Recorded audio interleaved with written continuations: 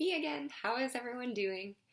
Apologies for the video quality, by the way. I know it's kind of grainy. I would have better resolution if I just used my phone, but I'm lazy and I don't feel like holding it up. I'm just using my laptop, so I hope that suffices for now. But in any case, in my last post, I was talking about my first encounter with what I perceived as a haunted doll.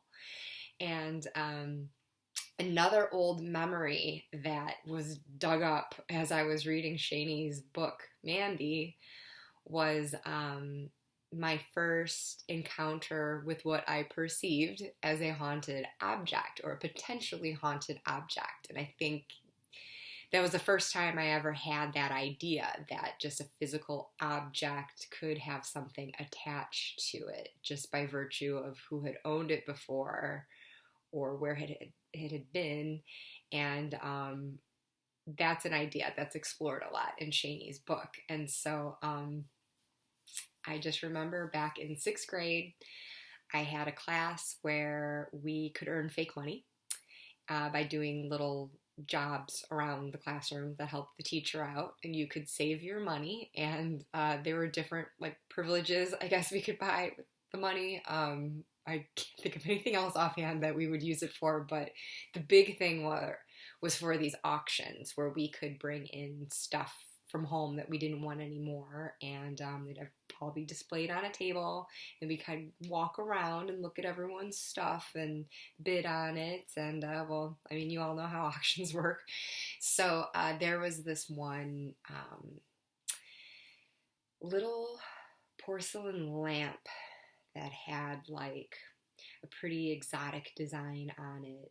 It almost looked like a little hurricane lamp, and it had this really pretty porcelain lid over it. And I don't know, even as a child, I really liked very expensive looking exotic things. And so I really wanted this. And so I won the auction and I brought this item home, and then I placed it proudly on a shelf in my bedroom. And as I was admiring it one day, I was thinking about, the friend who brought it in.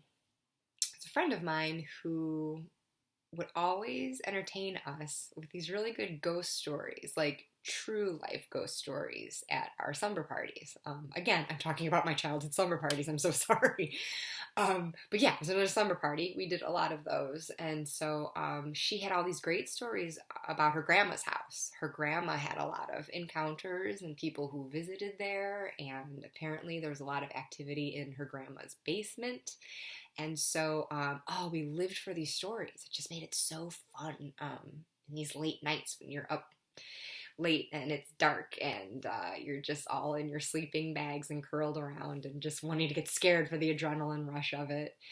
And anyways, I realized, I got this little lamp from my friend who told these stories. And so I asked her at school the next day, where did that come from? Was that from your house? Or she was like, oh no, it was my grandma's. It was just something that I found in her basement, which I immediately heard as her very haunted basement. So, okay, now I knew the origins of that thing. And guess what? That friend's name, Mandy. Boom.